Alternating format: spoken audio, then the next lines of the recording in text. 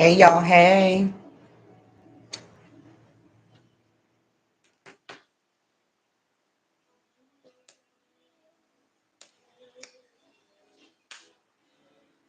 Listen, I got a very interesting topic. I'm going to chop this thing up in three different ways.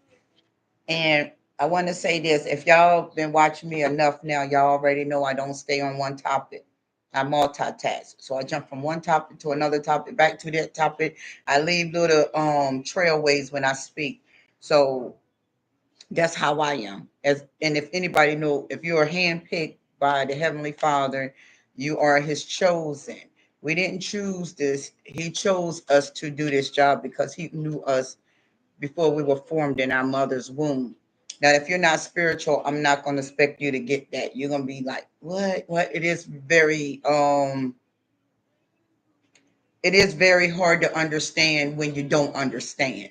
So I didn't understand either. I had to get the veils from pulled off of me, the blinders off of my eyes as well. I could see red flags. I could see things for what they were, but I just didn't want to believe that they were what they were.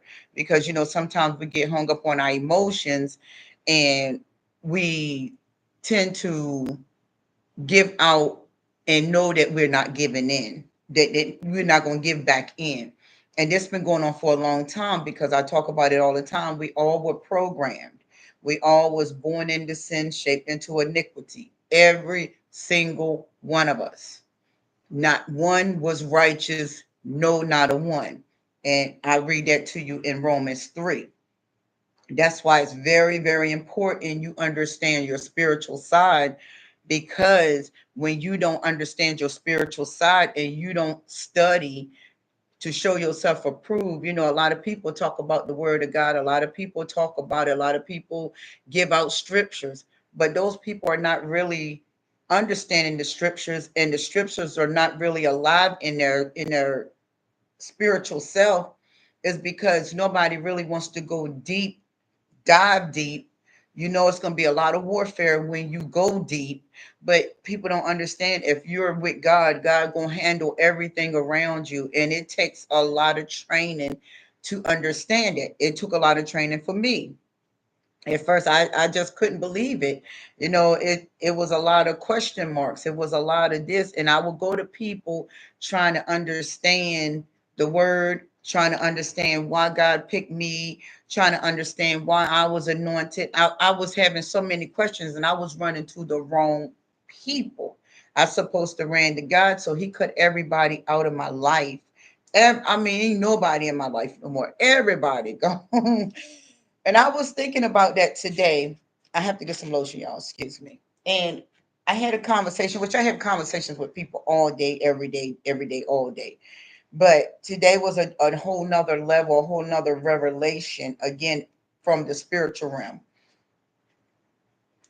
When I'm thinking about all of these diseases that is being diagnosed by therapy, and I don't have nothing against therapy. Trust me when I tell you, I don't have a thing against therapy. But the true therapist is the Holy Spirit, the one that comforts us, shows us, bring us back to our remembrance. So today, I had a slight conversation this morning, and at the conversations was about, you know, why, my ex wanted to, why he keep reaching out to me, why he keep trying to get my attention. And I was telling the person that, he always tell me he feels better when he speak to me. And the person said, because that makes him close to me. It gives him a connection, because now the connection we had for 10 years is gone. And I after I got off the phone, I thought about that whole conversation, and more stuff, more downloads came in my mind. And when God give you revelation, it is so amazing how it turns out, and you can understand it.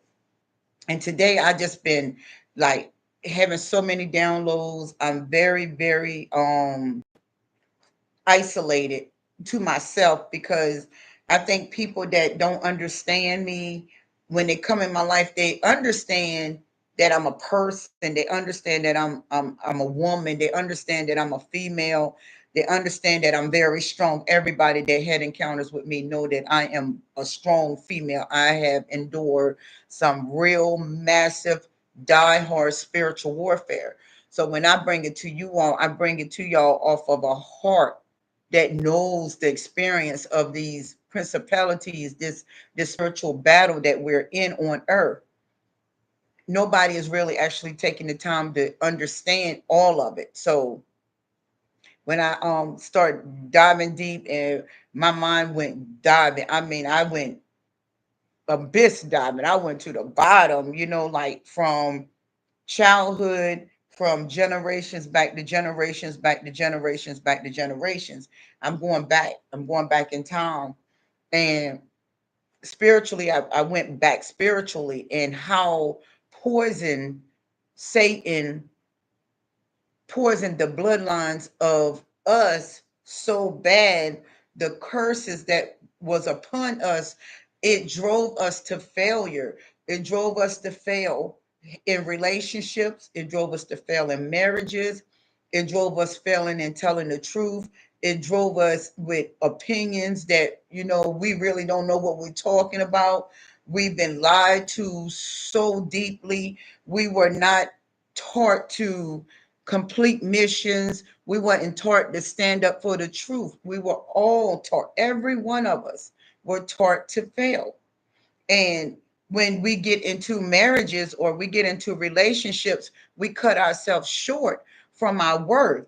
Like I was thinking about today when about my ex and then, my other relationships. And as women, we're shortening ourselves from our worth. Like me, I've been through a lot. I mean, I couldn't deal with a man that don't understand what it is to have scorn or have a scorn heart or a torn heart. I couldn't deal with a guy that just had mommy issues. Mama just wasn't in my life and that was it. Mama worked all the time or mama didn't show me affection or love or caring. I'm not talking about those type of issues. Those issues are slight to me. It's that you wasn't taught what you really was taught, but you still had a parent that didn't, abuse you. You had a parent that loved at you, but loved at you to the best of their knowledge. That's not a person I would want to even engage with, which I did engage with once upon a time because they not gonna understand the pain and the real suffering when you are tormented in your childhood, when you don't have nowhere to live half of the times, when you don't know where the next meal coming from half of the time, when you don't know what kind of clothes you're gonna wear the next day, you don't know if you're gonna get a pair of shoes. I can't relate to somebody that don't understand that because once they get into your life they're gonna say, well, I understand, but when they get in your life they don't understand. That's when it becomes draining because of the misunderstanding. And actually, everybody is running to somebody to enable them. Nobody wants to stand up and take their own accountability. And some of y'all accountabilities are really slight. I will repent off of half of these little issues that y'all are really hurting from. I would be repenting like crazy because some children did not come up in a harsh childhood.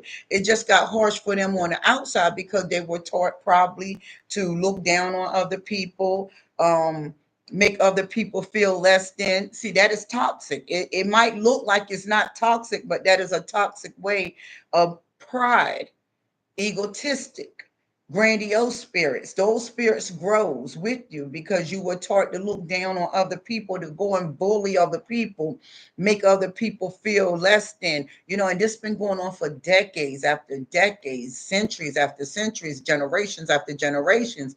So now it's a great big war between humanity, but Satan, the principality, the prince of the air, that fallen angel, um he got the world spiritually going against each other. And we're going against each other. You can't get forward because families are like warring with each other, tearing each other down. Nobody's trying to take accountability. So you go ahead and you forget about your family problems and your family dysfunctions. So you're going to get into relationships where you're going to be indirect. You want to love, but you don't know how to love. You do know how to love, but you're scared to love. See, it's so much of a reversal. It's so much indirectness. It's so much codependency. Not being that strong man or that strong woman, you don't know how to break that bind. And if you be around people that's dysfunctional, they will actually tell you the truth about situations. Like they'll say, you can't cut the apron string. I used to hear that a lot when I lived down south. They don't know how to cut the apron string, or they need to cut the apron string, but then they connect it to the apron string. You get what I'm saying? So it's a lot of indirect, it's a lot of projecting, it's a lot of gaslighting, it's a lot of lying, it's a lot of delusional, reprobated mindsets. And they, by them doing it for so long and getting away with it for so long, Satan got a lot of people set up like they'll never be exposed, or they'll never be stopped, or they always right, or they never wrong, and they get their children involved. Mothers get their children involved in these type of situations. They never right. Mothers know how to stroke their children demons too, that they provided and conditioned into them. You get what I'm saying? It was seeds planted. It's a All of us have bad seeds planted. I don't care what your title is. I don't even do titles. I do hearts. I don't care about how much money you got. I don't care how many fancy cars you drive. I don't care how many businesses you own. You are still a broken soul. You are still a dysfunctional soul. I don't care if you top notch doctor. I don't care if you're a top notch surgeon. I don't care about that. Those are just talents that God gave you to help humanity physically on earth. Spiritually, they ain't got nothing to do with you.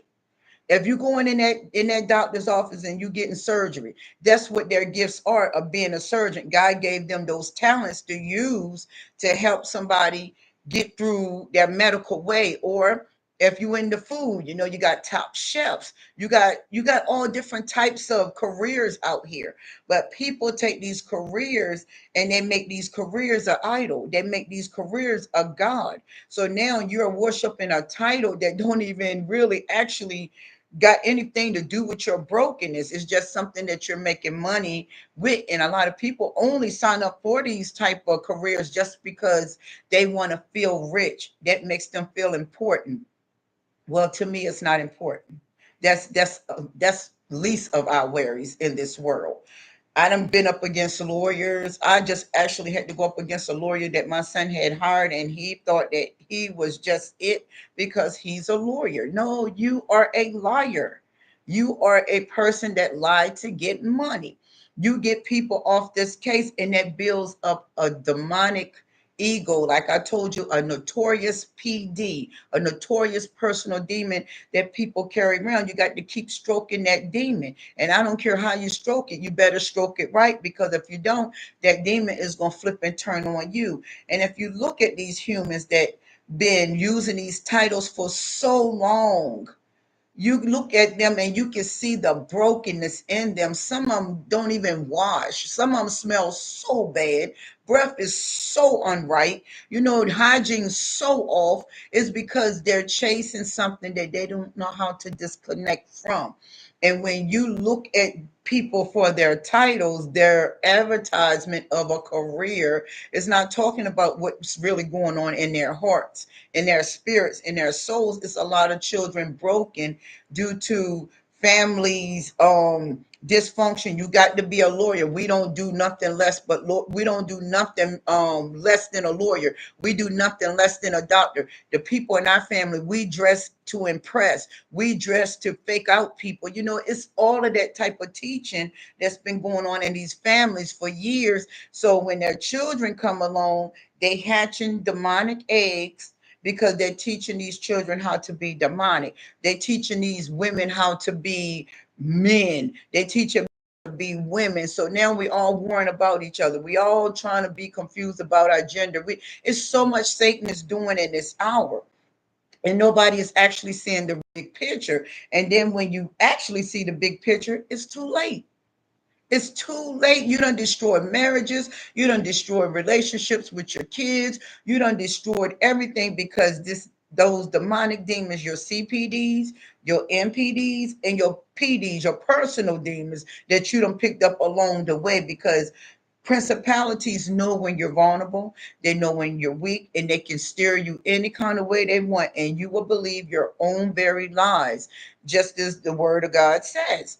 So, as I was thinking today, I took a long meditation. The meditation was longer than I desired. I wouldn't even move the much as thinking I had put down today by myself. I'm a loner anyway, so it's not nobody around me at all. Unless I go out and make deliveries and I speak to people, and when I go to my customers, I chop it up with them. But all in all, I'm a loner, a complete loner. So I was thinking about my last relationship and how much I put in the relationship, how much effort I put in the relationship, not just my ex, but everybody that came around me. I was a giver, I was a motivator, I was a someone that pushes people, to see their true selves, like their potential. I was just that person. I'm like, you got all these flaws. I know we all got flaws, but can you just look at your potential side? Can you look at your good side? I always been that person to get people to see their real side, their positive side, their authentic side. But that was a wear and tear on me. I gave out a lot of my energy to people that don't even want the energy. They're just using the energy to get confidence. And then once they get confidence, they turn on you. So I had a lot of Judases in my life. And that's something that I don't tolerate now. That's why when I thought about all this stuff, I was like, wow, a lot of people in my life waited until it was too late. The damage that they done to me, they kind of, thought that, like everybody, you hear a lot of women and men as well now, they talk about how the narc or that toxic person came into their life, which they was already dysfunctional. But like I say, you got the tormentor and you got the tormenting. So you got the one that being or taking the torment. That is the one that was in the home, that the family could use them for a punching bag, use them for a telephone. What I mean is they're speaking into their ear with verbal abuse. They were being abused in all types of ways. So when they get in a relationship, you hear a lot of women say, when you just cross them, I'm sorry, excuse me, I'm sorry. Those women are broken women. They apologizing every day. They just come past you, they kind of nervous, or excuse me, or you get the ones that's passive aggressive, that's real aggressive on a defense mechanism all the time. You okay? Yeah, I'm okay. Why you keep asking me? Those people been abused, but they took it in a harsher way. They didn't take it in a calm way. They took it in a way where that demon is like, yeah, what I said, what I said. I'm angry. I'm angry with the whole wide world. You get those people that they done had a bad day in the home. They come out in the workplace and they say supervisors or somebody that's management or someone that got a big they're leader over a lot of followers, and they'll get mad at home, and then they'll come into the job and they'll be like, oh, and I heard this because I used to be a union steward. I heard, oh, the boss mad now, the supervisor angry now. Everybody be on their P's and Q's. And I used to say, I'm not being on no P's and Q's, because what they're angry about ain't got nothing to do with me. So I used to go up against a lot of managers, CEOs. I used to go up against a lot of big people, and I used to get dreams that they're gonna fire you. And I was like, okay, God will always give me these dreams that they're gonna come for me. I never could hold a job down, especially when they got a time clock, when they got a handbook that they're not going by. They're going by what they feel. They can change the rules anytime they get ready. I couldn't work with those kind of people, because now they can make you unstable and double-minded in all your ways. So I'm like, I can't work for y'all. Y'all too unstable. Y'all too double-minded. Y'all one way this day, and then the next day you this way. You're mad with your wife, you come and take it out on people. You're mad with your husband, you come and take it out on people. That is not how we get down in a job I'm going to work for. So I had a lot of managers and big time people, as the world called them by their titles. Who are you? I always used to ask anybody that was big, bad, and tough, or throwing around their titles or acting like they're important. I would ask them, now take all that money away, take all them clothes off of you, stand in your birthday suit. Now tell me who you are. They will get really mad with me. Oh, Siobhan, we ain't going through this today. I always went deep into people because I knew if money change your behavior, you're dysfunctional. If a job, you using your job to just feel important, you're dysfunctional because that's not what makes you important. Your heart makes you important. And a lot of people suffer because they hide their dysfunctions. Like their dysfunctions is not going to come out and just show itself. You cannot hide what's in your heart. I don't care how hard you try. I don't care how you try to hide it. I don't care how you try to be indirect with it. I don't care how you try to project it. I don't care how passive aggressive you get. And I'm learning all these words, but I used to say things totally different than now because I had to learn a lot of stuff. What was out here in the world, because I was shut off from the world for a long time due to dysfunctional upbringing. I shut myself away from the world for a long time. I didn't even do social media until 2019 when I got my own page because I was unstable in social media. And when you see people that you know and then they be on social media doing, why they do that? That's not how they are. They something totally different in the background. And that's when I used to see a lot of things before time due to my experience. But sometimes I would keep my mouth closed and sometimes I wouldn't. It depends on the day and how you bring your energy. I always used to match energies. So when I was thinking today, I was like, wow, the 15-year relationship, the 6-year relationship, and the 10-year, I put all the effort in every one of those relationships. I was the strength of every one of those relationships. I would hold down regardless if they were dysfunctional or not, because I was trying to be empathetic. I was trying to show love. I was trying to protect. I was trying to serve. But everything that came back to me was envy, jealous, violence. And I was like, I'm not going for all of that. I will always stand up for the truth. I will always stand up for what I will believe, what I believed in. And I thought about it, and in the conversation I had this morning, it brought me back to a lot of things. It kind of rewind me to like, wow, you really put a lot of effort into people, but nobody actually put the effort. I sold myself short for many years. I waste my time. That's why I don't ever say somebody else waste my time. I waste my time due to lack of knowledge, due to ignoring the red flags and just trying to, get a person into themselves. You basically trying to save a person. And when I realized that I couldn't save nobody that was in my life, not even my kids. I couldn't save my daughter. As much as my daughter and I loved each other, when darkness get on you, darkness gonna get on you. It ain't gonna stop you. And my daughter was a beautiful young lady, but then when she started going out in the world, meeting different people, getting involved, I never forget when she got involved with this guy. And one night I had came home. I think I came home from the club. I was clubbing at that time, and I seen some hair, and it was her hair in on the ground. And I'm like, who hair is this? And it was in the front yard. And she had got with this guy that he was beating on her. And I was like, and I told my ex, I was like, I hope that he ain't hitting on her and she ain't saying nothing about it. So me, as the mother I am, I was always questioning my kids. So I questioned her. I called, I say, your hair is in the yard. Why is your hair in the yard? You got fighting with somebody? And when she told me the guy that she was dating, she was like, he put me out and I was trying to come in the house and he got mad because I wanted to leave him and he started fighting on me and pulled my hair out. So I questioned myself. I said, why didn't you fight back? I always taught y'all to fight back. And she said, I love him. I said, you don't love him. What he did was try to brainwash you to thinking him beating on you is love. I said, but it's not love. So I asked her where she was located, and she told me where she was located. So I wasn't with Christ. I wasn't chosen at that time. Well, I wasn't awakened to my chosenness at that time. So me as a mother and me been through that with her father, and she's seeing that from her father, me and him fighting and things going ugly in the household. I told her, I said, did you ever see me bow to evil? No. Did you ever see me allow somebody just to beat on me and I think it's love. No. So I went where she was. So the guy, I guess he thought, I'm going to beat on your mama too. You don't know mama. Mama ain't average. Mama is a beast, especially when it come to fighting.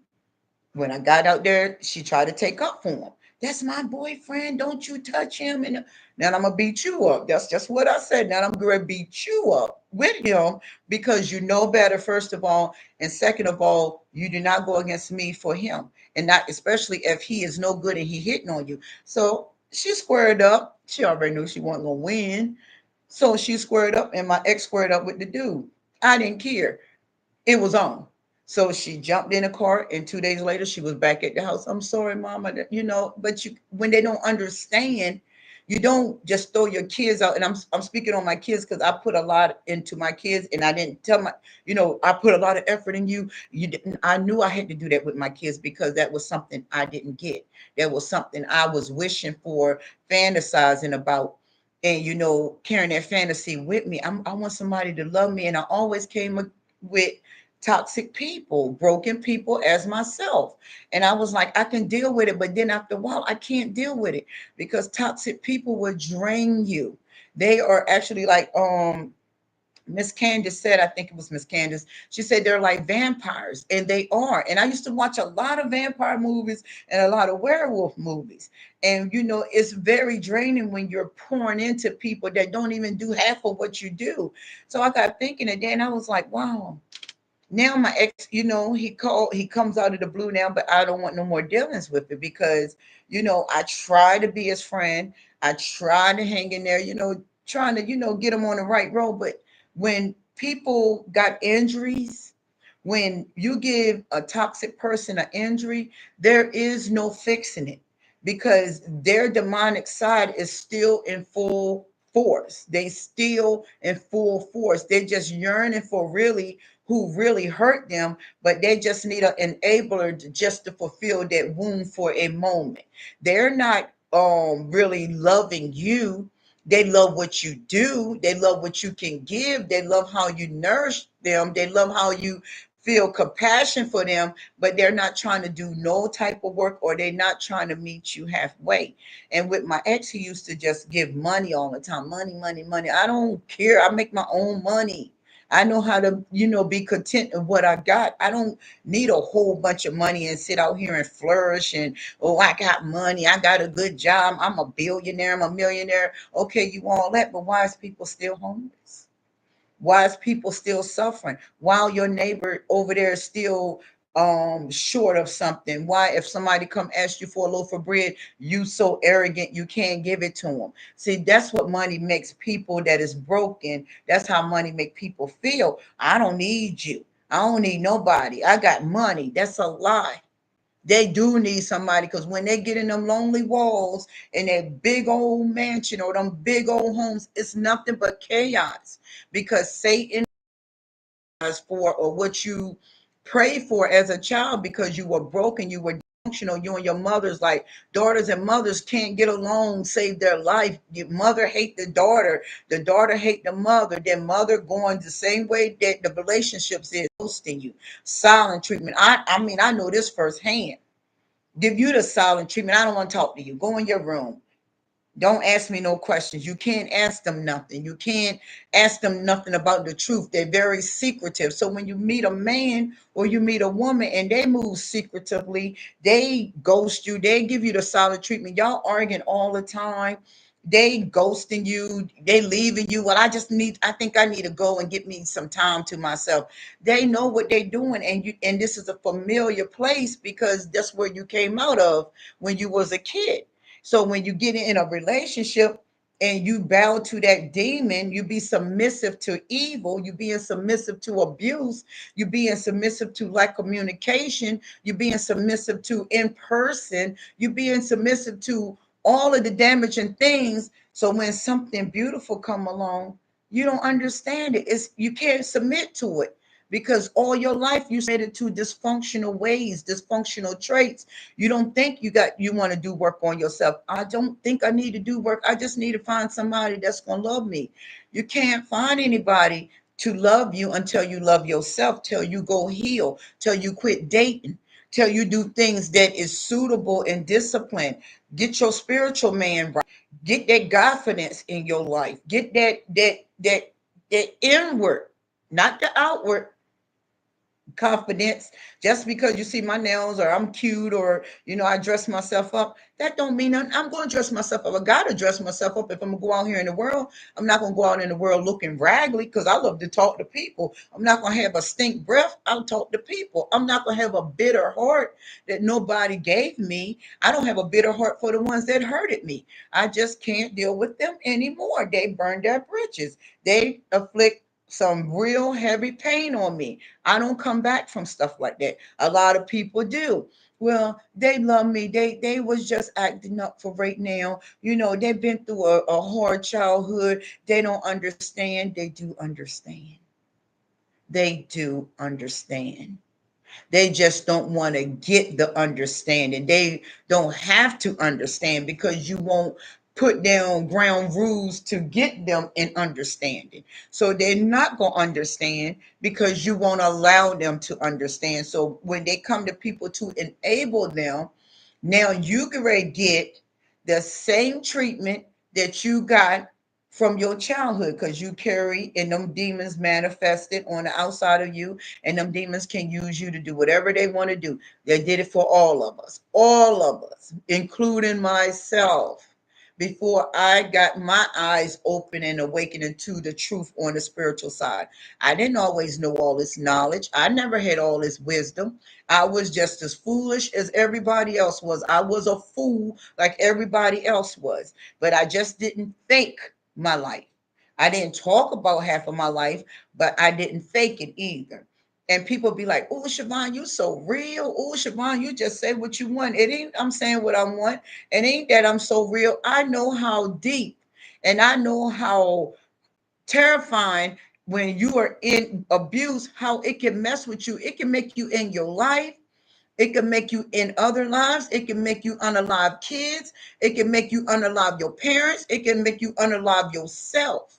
It can make you get mad and just go or unalive people that done bullied you because you had the same treatment in the home. And nobody wants to talk about it. That's dysfunctional because now you're opening up a door where all their skeletons got to come out. Now you open up a door of reality. They can't sit on that delusion no more. They can't fake it till you make it no more. So now those demons are activated because I done activate a lot of demons in my hometown right here now. Right around me right now, demons are activated because I'm bringing the truth to the forefront. And but they at me, but they don't know they at me, they at God. And I'm not just saying that to stop them from the attacks. God gonna stop their attacks. I'm not stopping nothing. I just keep my head up high. I keep my smile on my face. I keep my happiness because I already know if I'm doing a mission for God, He got my back. No matter if they bring attacks or not, I'm not upset. I'm not upset at the attacks. I'm upset because why are you going to get attacked for no reason? Because I'm bringing the truth to the table. I'm bringing how I was treated. I'm bringing how y'all treated me. I'm bringing how y'all scorned me. How y'all done just made me just say, forget it. I don't want no more dealings. And people hate you for that. People actually hate you when you don't want to deal with them anymore because they waited too late to turn it around.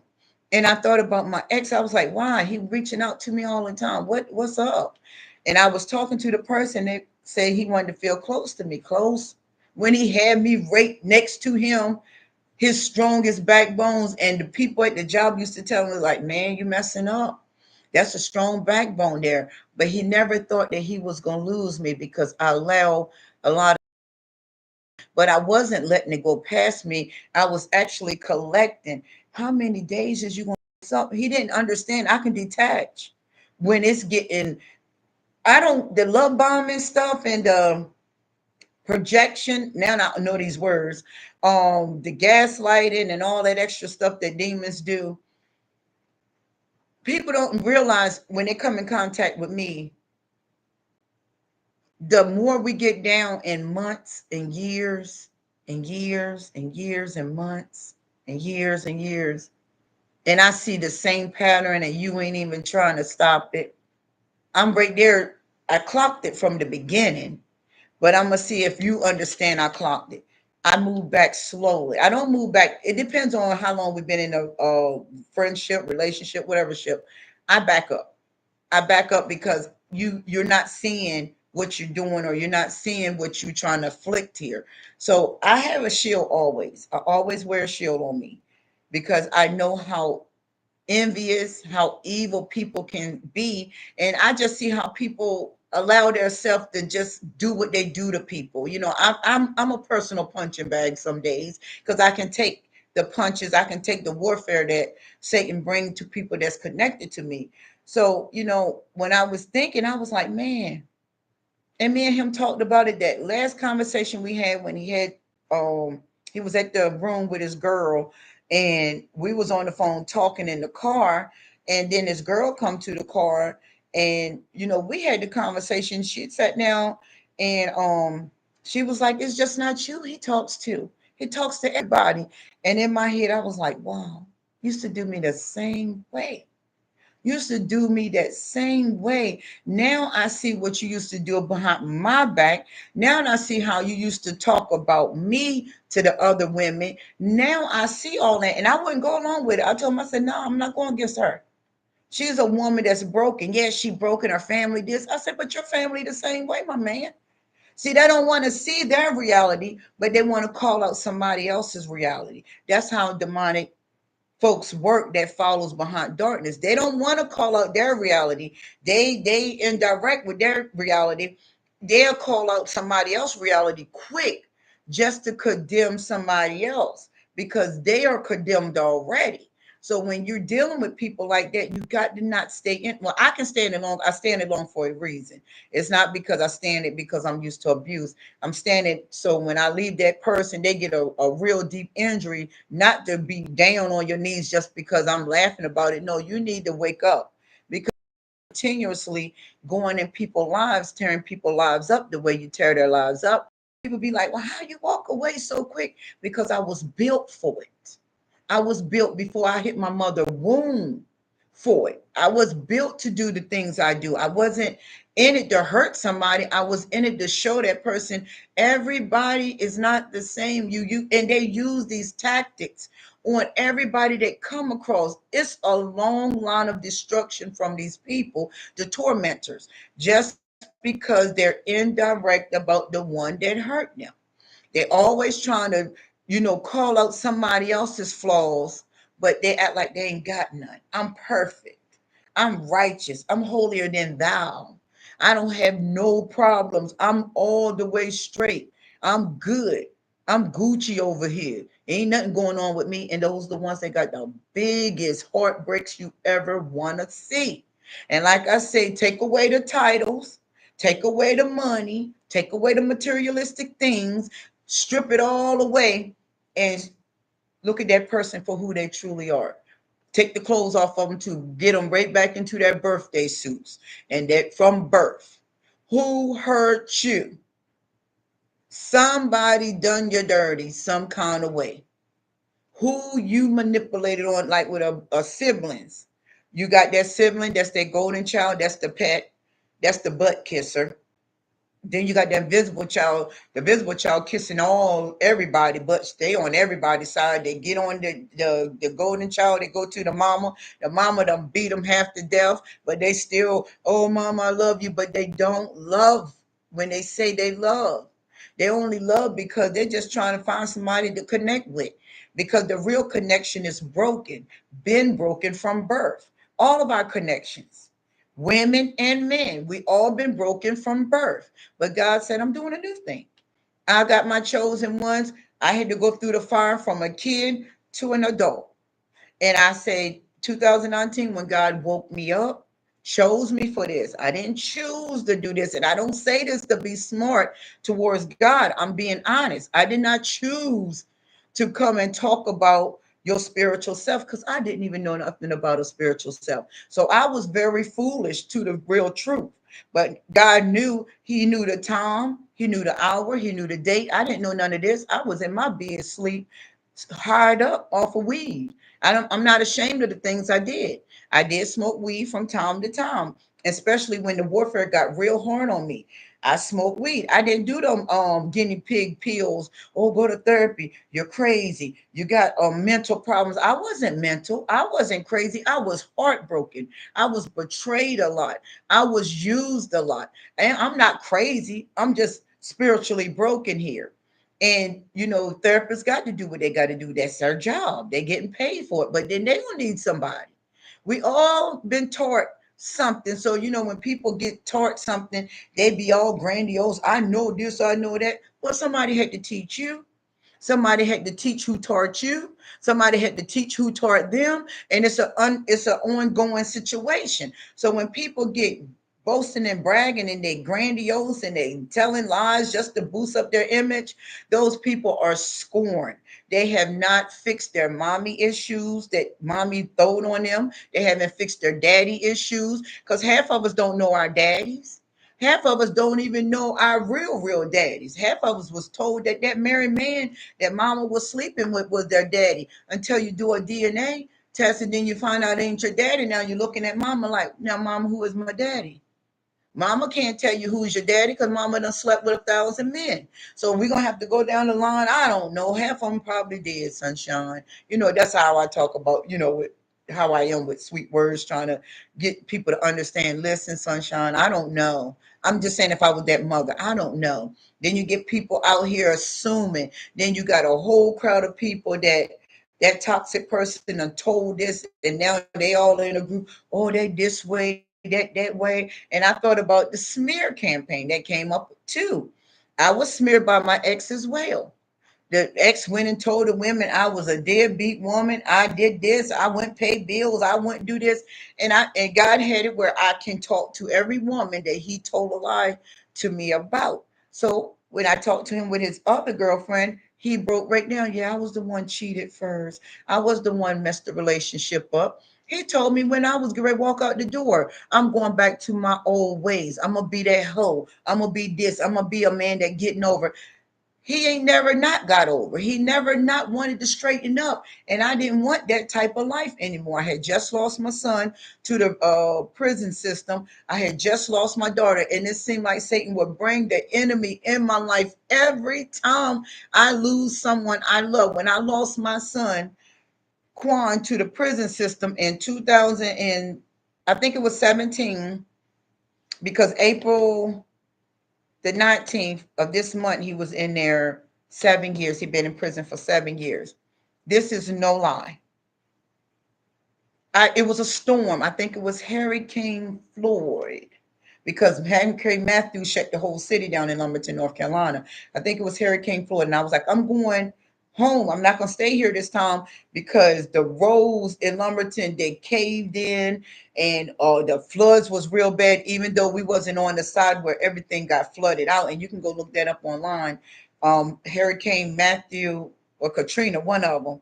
It was one of them bad storms that came through Lumberton, North Carolina. I can't remember off my head, but it shut the whole city down.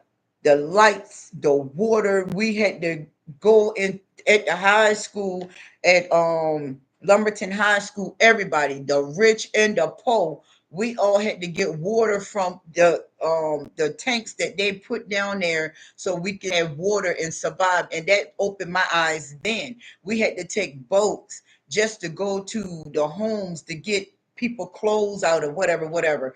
But I was one of the ones in the city that always loved the neighborhood, loved the people, loved who my ex was connected to. Everybody was welcome for food. Everybody was welcome to come in. I always was a giver, and I always had compassion against people.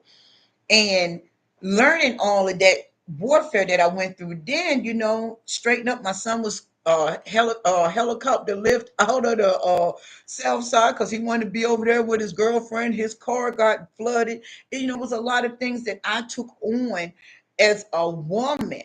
I was taking care of that, getting cars towed here, getting money out my 401k, getting money here, getting money, just trying to keep my household together. But I wasn't understanding that it was warfare I was going through. It was a test that I was going through. I can multitask like crazy. If everything around me break down, I got this. Let's do this. I'm writing it. I'm always got options and plans. But when it get too hectic, I know how to leave all the plan and go ahead and jump ship, go homeless, whatever gonna happen. But what I'm trying to say is, when my son got locked up, that next year we moved. I mean, that next 2 weeks we moved. We lost everything in that 1 week after my son got locked up. So we moved with my ex-mother into another house. 2 months later, I was out searching for homes. I got to get a home. I can't play this. I can't be living with people, mama, because I know the warfare that came with him and his mama. Mama, babying you up, and you a grown man. I know y'all got a problem in y'all relationship. He looking for that mama's love. He looking for that compassion. He looking for that tender love and care.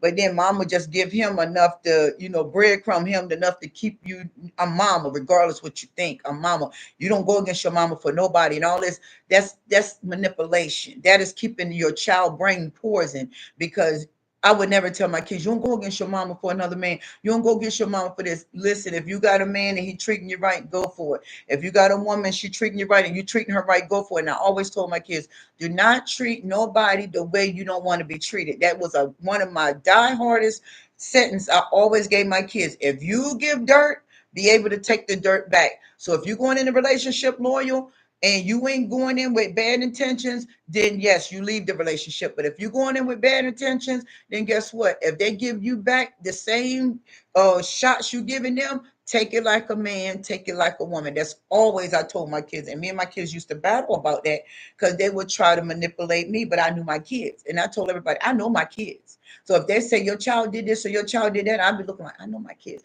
I wouldn't say it in front of them, but when my kids get behind closed doors, I'd be like, y'all did that. And don't you ever do it again because we're going to have a problem. That's how I was with my children when we all lived together. But, anyways, let me jump back to the story. So, my son got locked up. It was so painful. They came and they had the tape, the caution tape, do not enter. They had police tape all around my house. I'm at work. Someone called me and said, Siobhan, your house is taped off. They're searching your house. They all through your house. And I'm like, for what? But what my son had did something, he had murdered somebody, or they all got together and murdered this child. That was so heartbroken. I was heartbroken. I was heartbroken. I went to the police station, and they was like, he ain't never coming home. And that was like I got stripped from that real quick.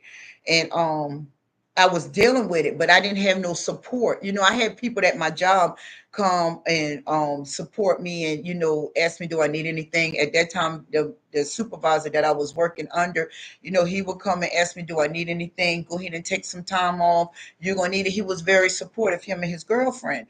So one particular time the storm came, so I was like, I'm going to Maryland. Now, mind you, he put up a great big argument in the house. I don't know what you're going to Maryland for. You keep going to Maryland, you're spending all this money, da da da. And I'm like, we're having a big argument about me wanting to go home and not deal with this storm. I was like, I'm not gonna take my daughter because she was like, she good. She wanted to stay in Lumberton. She was on her drug mission then. It was manifesting real heavy at that time. So he was like, well, I want my mom to come. See, one thing about a toxic person, they already got it pre-planned. They already got it set up in their heads. What they gonna do, what they gonna do to you, how they gonna treat you, they already got it pre-planned. The plan did succeed. What happened to me, but the plan failed because I got back home. Now, and this is some real stuff. We get there and we fuss. He called his mom. She wanted to come, this baby stuff on the, oh, I love you and all this. And I'm looking like I'm over it. I'm very over it. So I got to my hometown here, and I start acting the way he used to act when I went to his hometown. He was very disrespectful with it, but being as though I was building my brick wall, he didn't realize I was building my brick wall. Every time I get to his hometown, he always gone. I'm sitting on the porch with his family. He all around there mingling. He end up busting out crying, and I'm like, this man is just a child. This man is not a man. I can't do nothing with this man. So I'm building my wall. I'm building a house now. He didn't see the spiritual building, but I'm building this wall as he acting out all the time. So I got home in my hometown. Let's go back to me.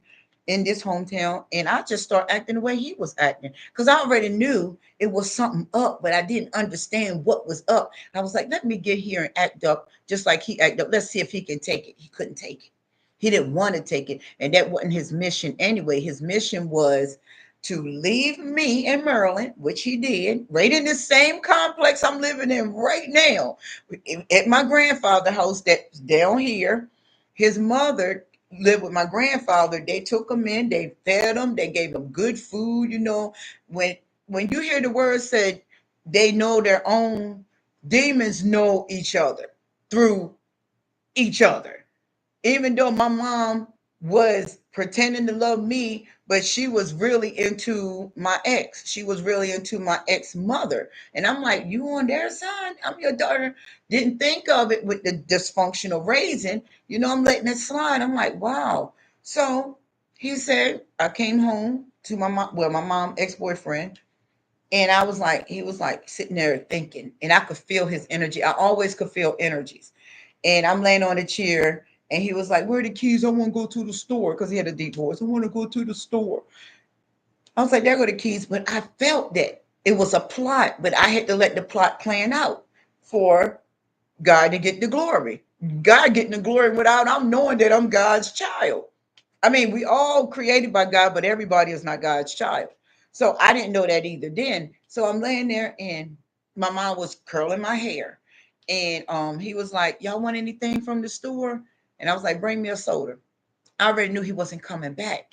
I could feel his energy and the way he was on that chair, moving, fidgety, eyes. And he was smoking cigarettes at that time, smoke a lot of cigarettes. And he would play with his hand like this. And I was like, that demon up to something. I'm going to see what he up to. He went to the store. The store ain't nothing but 10 minutes away. An hour went by. 2 hours went by. 3 hours. My mother said, "Where's Pete?" I said, "He left me." My mom said, "He ain't leave you." I said, "Yeah, he left me." She's like, "You sure?" I said, "The man left me." I said, "Call granddaddy and see if his mama there." I guarantee you he went and picked his mama up from grandfather's house. Call granddaddy. "Yeah, they left. They said that you wanted to stay here and you didn't want to go back to North Carolina. You just want to stay right here." Now, mind you, Maryland and North Carolina was 544 some miles away. And I'm like, this man done jumped and left me, took everything. I was just left there with clothes. I'm laughing because it was real funny. I was left there with clothes. They had my pocketbook. They had everything in the car. In my car, his car. Mama driving him while he's drinking. So I goes and do a live on Facebook. And I say, they know what the lie was because I'm always, when you hurt me, I'm gonna call you out. I don't care if you hate me, your family hate me. I don't care what y'all feel because I wasn't crossed over. I got on that live. Who was the first person pop up? Him. Just to see what I'm gonna say, what I'm thinking, because they already know I was in a fight mode. I was in beast mode, and I was disrespectful to his mother. I was disrespectful to him, disrespectful to his family, because they all got up there, and I'm on everybody. I said, when I get back to North Carolina, I'm taking everybody life. That's what I really felt, and I'm like this, just sitting there. I went out that night. I went and danced in the club, came home, laid on a chair. One of his cousins called, bah, bah, bah, bah, bah, bah, bah. I said, "Look, bro, I'm going to tell you right now. I'm mentally crazy. I'm certified crazy." I said, "Baby, you ain't seen crazy yet. You've been diagnosed for money reasons to be crazy, but you ain't seen real crazy. When I get back, y'all know where I'm at." This is what we were doing the whole time. So I'm laying on a chair. I blocked everybody. I'm laying on a chair. Then I get up and my mom make me breakfast. I break down. And my mother said to me, "I was waiting for that." In my head, I'm like, "You was waiting for me to break down and cry? What, you was trying to see if I was strong or not?" See, I rewind all of these conversations back, all the stuff that was said to me, because they knew I was different. They knew I was strong. So my sister, I call her my sister. She called me. She said, "Sis, you stranded in Maryland?" I was like, "Yeah, sis, I gotta get back by tomorrow. I gotta get to work." She was like, "No worries. Let me tell you how God is good in any situation that you think is wrong." She said, Paige, right in Cambridge, I'll get her to come by and pick you up. Meet her at Wawan's early in the morning. Bet. Give her how much you want for gas money. They gave me gas money and everything through my warfare. I'm going to show y'all something. Through the warfare, I got money, money, money, money here, here, here. Go out and party, go out and do this. Everything was go out and do failure stuff.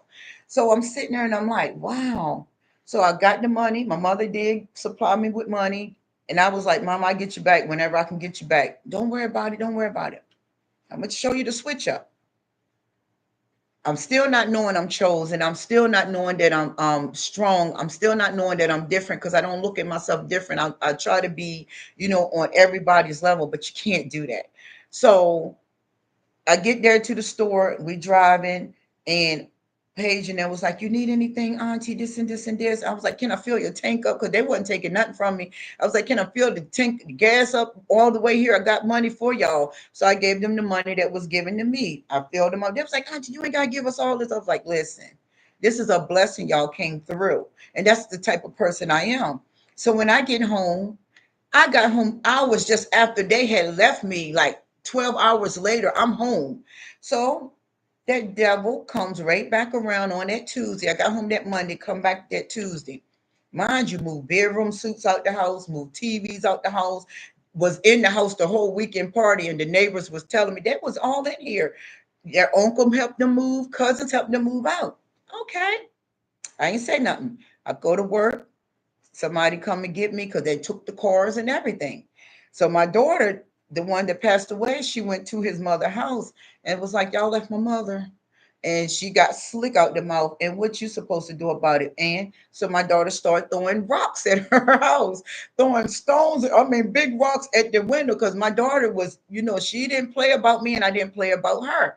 So my daughter started throwing rocks and she calls the police. And I was like, wow, the words you provoke her to anger. She asked you a question. You got slick and smart. Now she throwing rocks. Now you upset. Now you want to take a warrant out on her. Now you calling men. See, the women narcs, they call men to try to tear you down. You know that's very awkward, but they want a man to destroy you. So she called one of her nephews to call for my daughter. So my daughter called me. So I called the nephew that she called. I'm like, what are y'all doing? I'm almost home. What are y'all doing? No, I just went to talk to her. No, you should have been really direct with your auntie. You knew better. You knew better even getting smart. You knew better even leaving Siobhan. You knew better. But he didn't. He just played like he was on her side and then got to my daughter and tried to play a role like he was on her side, indirect things. And I'm like, I can't deal with this no more. So he comes back around on Tuesday, rings the doorbell, sit there, full of all of the addictions he addicted to. And I'm just looking at him smiling. He say, I can't crack your code. And in my head, I'm like, crack my code? Why are you trying to crack my code? Well, I'm going to crack your code. We over. Oh, I don't care. I got a woman around there, and I don't. And the woman he had was somebody he knew in the past, somebody that he used to be a convenient, or somebody that was eligible for his downfall. So they played the same game he played. So I start researching. He come around. I ran riding past the house, looking. He'll stop one or two times. Oh, I just to come see to check you out, see how you know. I'm great. You don't need no car? I don't. Because I already had my 401k already set up. So when I get it come to me, I can go ahead and go get me a car of my own, which God bless me with that. He blessed me with a car of my own. I rode right around. Look, y'all, I got my same people that was riding in the cars we had. I wasn't fighting over materialistic stuff. I wasn't even fighting over the furniture. We had great brand new furniture. We spent over $15,000 to furnish the new home. I wasn't caring about that. We comfortable, but we ain't comfortable. We comfortable materialistically, but we're not comfortable spiritually. So I was like, I'm out. I was like, I'm giving up the house. Do you want anything in this house? I'm not taking nothing with me. Anybody want any? I actually had people coming in and taking stuff out the house, brand new stuff, bedroom sets, furniture sets, all kinds of sets. Take it all. And everything was brand new, beautiful furniture, beautiful things. The whole house was furnished. It was a lot of jealousy. It was a lot of envy. It was a lot of people in his ears. It was a lot of people telling him, you don't need her. She ain't doing nothing for you. Hi, Miss Candace. How you doing, sunshine? She don't need you. Mama was all in his ear. When I gave him back to mama, I'm over it. Go back to mama. Now he had mama on the phone calling me when he was trying to get back with me. Now we've been split up ever since 2019. He loves you. No, he don't. No, he don't. No, he loved that I was a strong mama.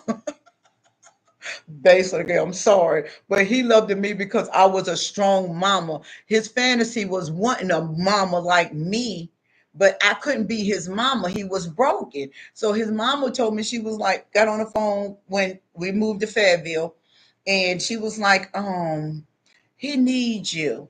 Can you talk to him? You like a mama to him. This came from his own mama. I said, I'm not his mama. You his mama.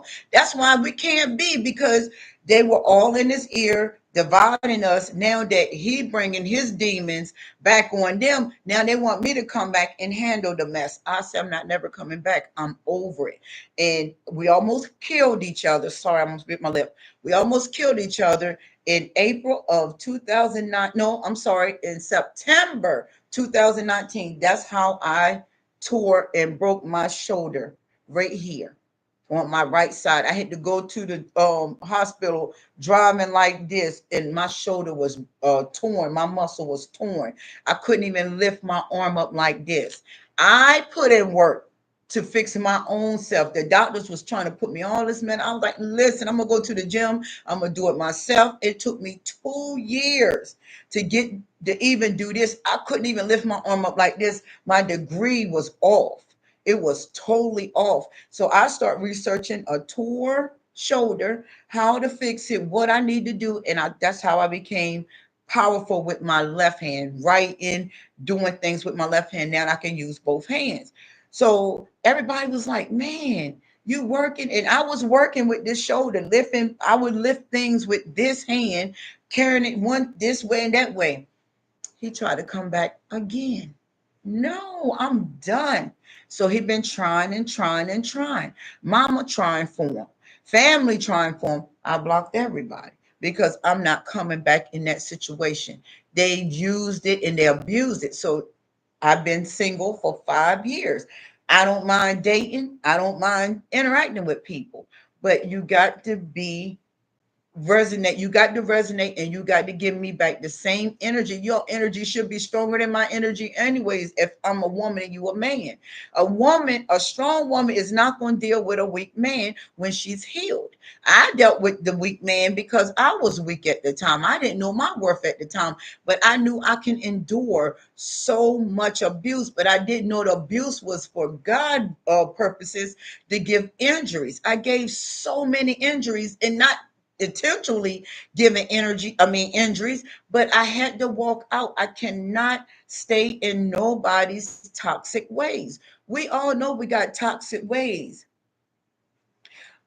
Yeah. Oh baby, I'm telling you, I lived everybody's trauma. That was my training for this very hour, to help people. I had to go through the most severest spiritual toxic. I've been beat on. I've been locked in houses. When my first marriage, my first marriage, good grief. I think that's what really got me, like, really mentally strong, but not knowing I was spiritually strong with God behind me. I used to be locked in the house. I used to have windows painted with black windows with little. I've been through some stuff, tied up. I've been beat up, busted head. I've been through it violently. I've been through some real heavy stuff, but I always seem to get out. I've been stomped on the ground, shoes in my throat, kicked in the face. I done been through some major abuse, but did it affect me from moving forward? No. I jumped into a funeral home with the casket in the back because I had got attacked, because now I want to take my power back. And my kid's father wasn't feeling me leaving him after 15 years. He tried to kill me on several occasions. That's why I don't play with people with anger problems. I don't play with people with jealous and envious issues. You get what I'm saying? Because it's dysfunctional. I've been through some real die hard stuff. I've been ran over. I've been hit. I've been left in the woods for dead. Listen, I've been through some real major stuff. Then I get into another relationship. It's the same identical way, but in a different form. I wasn't going for another man putting their hands on me. You going down in the graveyard, and if your mama got a problem, she gonna go with you. She can join you. Both of y'all gotta go. That's what was my woman telling me, because I, not my kid's father, mother. And that's a whole nother level for a whole nother day. I'll get into that real deep one day with you all. But when I start getting to my going in, other people, meeting other people, which my second and third, their mothers were so crafty and cunning. Their mothers were setting them up to fail, but to come and destroy women and leave the women and come back and let mommy pat you on the back. You did a good job, doggy. Basically, like, go bite them, go rip the meat off of them, and come back and bring mama every piece from them. Because I'm gonna tell you, doggy, I'm gonna tell you, my Rockweller, I'm gonna tell you, my pit bull, you did a good job. Well, mama didn't know that them pit bulls and them Rottweilers was gonna come back. You feel what I'm saying? They came up against a big old Great Dane, because I was not playing. I'm like, oh, you out there hurt me. You out to take me down. And once I see somebody out there hurt me, and I see somebody out to take me down, I fall back. I'm trying to make sure that I'm not delusional, and that this person ain't trying to play, or I'm playing tricks on myself.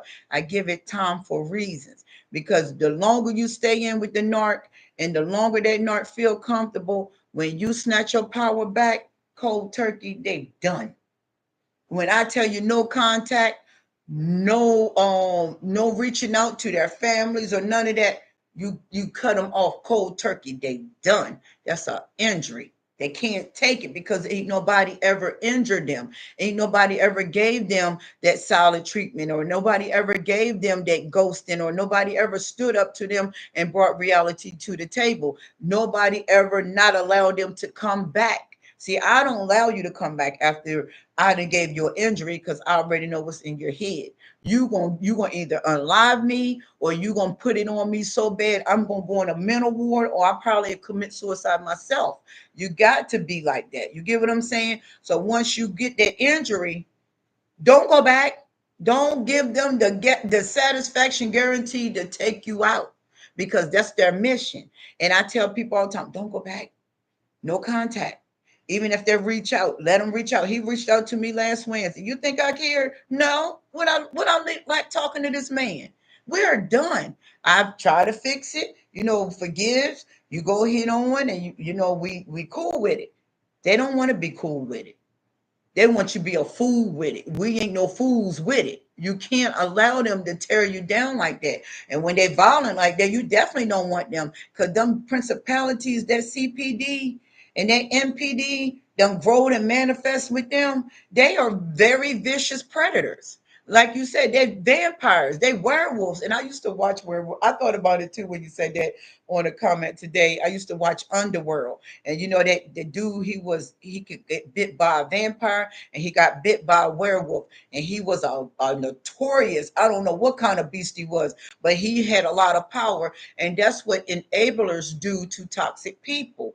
We give them so much power, they become notorious. Then they're gonna leave you hanging on 2%, and they out there on 98%. Now they're using your energy. Now you're gonna give me all of my energy back, because you abuse it and you take it all back.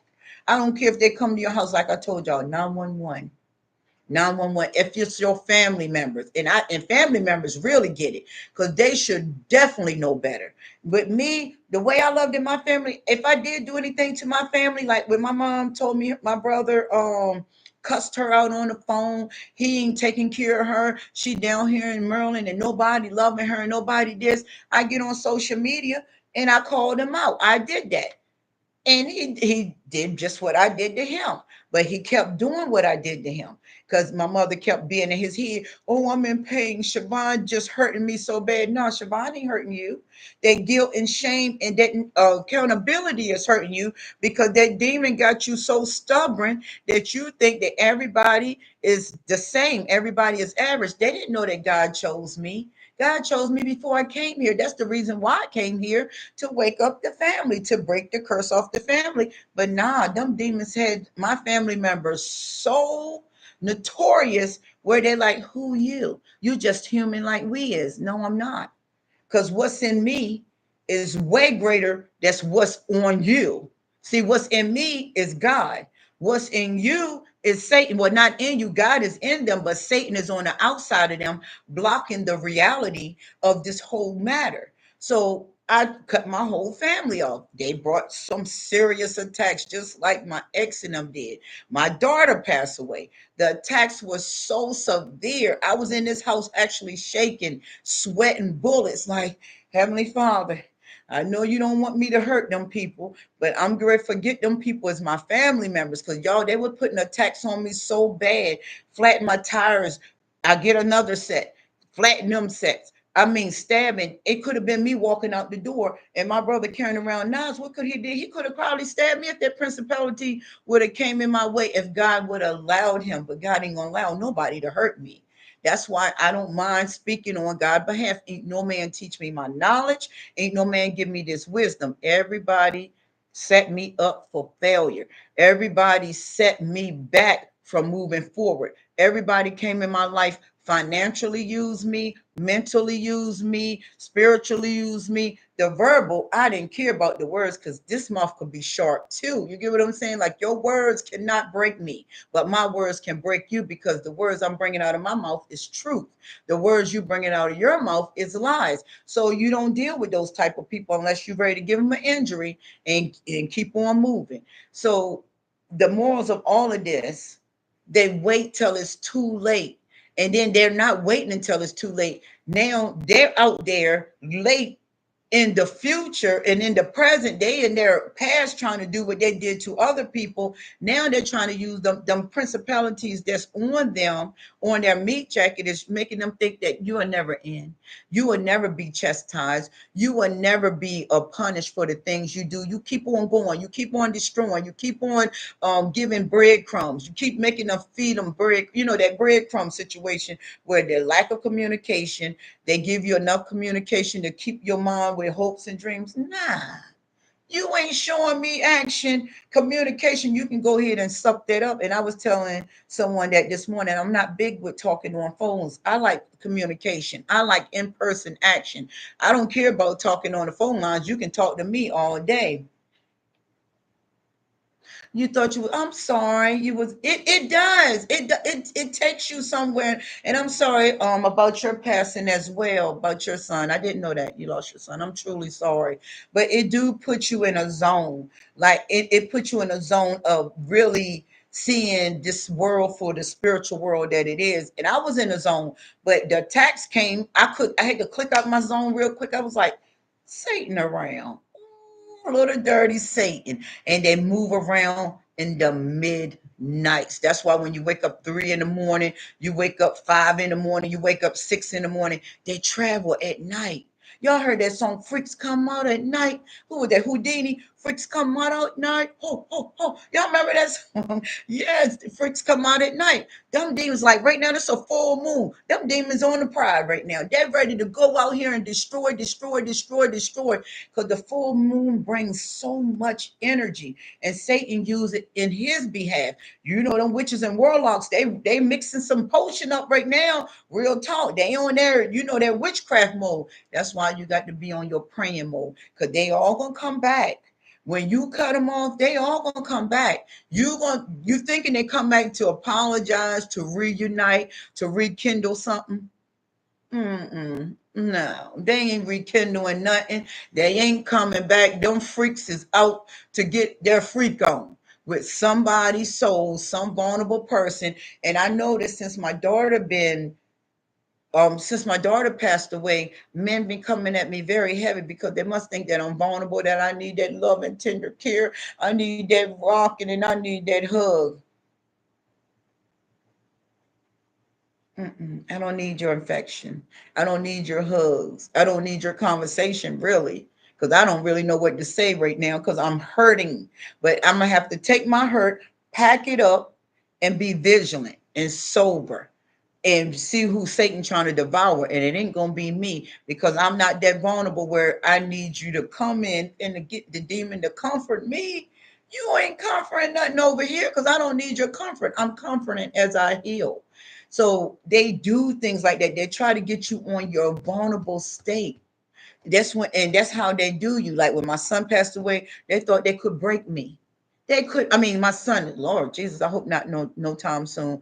But when my son left me and it was like a pass and he got locked up, I never seen him since, but visiting him, and now I can't even visit him because he in a hole. He got 2 days before my daughter died, his sister passed away. He went in the hole. 2 days later, she passed away. He in the whole because they had a whole gang breakout in the prison. They stabbing each other up and stuff. He broke his hand and he got stabbed top of his shoulder and on the side of his hip. I mean, I had to endure. He black eyes, big lips, and he like, I love it. I love it. That was Satan. He got into witchcraft in the prison. He picked up so many more demons, and they grew, they manifested in him, and he's something evil, but he's not evil because when he come to me, he's that broken kid that he allowed those grown 34 and 45-year-old men bring him out in the streets, offering him drugs, offering him money, showing him how to break in people's houses. This is what older demons that's manifested in those men's due to the younger men's that's immature and vulnerable. See, those young men's are vulnerable. They know they put a gun in them young men's hands. They're not gonna think twice not to pull that trigger because that egotistic, grandiose spirit done jumped on them. Now I can use them because see, they don't think. They just do it. And that's why it's a lot of our young children in prison and in the graveyard because of those men, the manifestations in those older men that recruits those younger men. They ain't giving them nothing positive and spiritual. They giving them things as in failure. Go out there and shoot somebody. Go out there and break in at people's homes. They got TVs and everything, and you bring it all back to me. I'm gonna give you a cut, and I'm gonna take a cut. Oh, I had to go through that in North Carolina with my son. I'm fighting them men in the streets, them gangbangers that they call that'll shoot you 2 times to the head. You was gonna have to take me 3 times to the head because I'm coming for you. Because I mean, I'm literally throwing hands with these people, throwing knives. I cut one man hand all the way almost off. You playing with me, Paul? You playing with me, Paul? No, his wife come. I was like, baby, you easy. Come on. Y'all done corrupt my son. And my son was in and out of jail. I had to get off of work many days. Your son locked up, the detective chasing him. I said, bro, you're gonna hit the wrong road. Either you're gonna be 6 feet under or you're going to prison. I'll kill them before they kill me. That's how he always talked. I was like, man, where are you getting these thoughts from? But it wasn't just recruiting from the streets. It was a spiritual battle. It was a generational dysfunctional curse because majority of my nephews and including my son, they locked up in prison as I speak. As I speak right now, either it's murder or selling drugs or on drugs, and everything else come with legal action. And it's bad on the men in our world. Our men is getting hit bad because the women that taught us to be crazy, dysfunctional failures. Ain't nobody in the family have a decent marriage. Ain't nobody in the family having a decent lifestyle. Ain't nobody in the family trying to be better or be the better version of themselves. Ain't nobody in the family even praying to God. But they're gonna tell you you don't know God. They told me that a lot. You don't know God.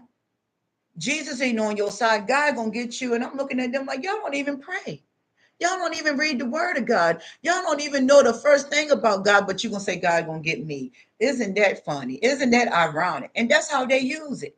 They do that. I've been doing great. How about yourself? I've been doing really great. Been in a lot of meditation here lately. But how about yourself? You been doing good? I've been doing real good. Real good. Seriously, on a real good. What y'all see with me is what you get. The I don't know how I'm gonna put this, but the person that I used to talk to a lot, it's a fight. It is a fight. It is. Believe me when I tell you, even though I'm talking to you all, and it might not look like I'm not going through stuff. I am. I'm still going through the monitoring spirits, the gang stalking, smearing, plots. But you stand strong. Let God handle it. Weapons gonna form against you, but it's not gonna prosper on you. You get what I'm saying? Even though it prosper in this materialistic world, but don't let it prosper in you. Don't let it take you down. I'm telling you, when they brought them heavy warfares, when my daughter first passed away, I told you I didn't even want to get out the bed. Like Miss Candace said, you're in a twilight zone. You can't move. It's like Satan himself is on top of you, holding you down. And I just sat there and I just dragged myself. I'm like, even though I don't want to call these people and set up a rental arrangement, call and get estimates on my tires and all, I had to do it, even though I didn't want to do it. I had to go and make extensions and all that because, my car was my business. That's how I get around. They try to stop all of that. They try to block all of that. They try to mentally mess with me, plotting, looking out the windows when I walk outside, all eyes in the window. It's a battle, but guess what? It ain't your battle. It's their battle. They're battling with their misery. They're battling with they're not changing. So when they bring it, it's attended. Satan is tending to stop you from moving forward, stop you from thinking strong. Satan is not gonna fight you unless you got something valuable. And you do got something valuable. You're loving God. You're not loving him. And Satan will use hitmen. I call them hitmen. They're assassins for Satan. They come to destroy you. When your own family try to destroy you and you've been nothing good to your family, you know the battle real. That lets you know the word of God is alive. The things that God say goes down and the word is coming to pass as we speak. So when you deal with people that think that you're just normal or you're just average, you're not the Heavenly Father's handpicked, because chosens are handpicked. I did not know I was chosen. I just knew I was something different. I was strong. I could handle stuff. I can lay down, wake up, and I don't feel it again. I knew it was something supernatural, but not knowing it was something supernatural. So, yeah, they're going to fight you, but you fight back with prayer. You fight back with fasting. You fight back with meditation. You can detach.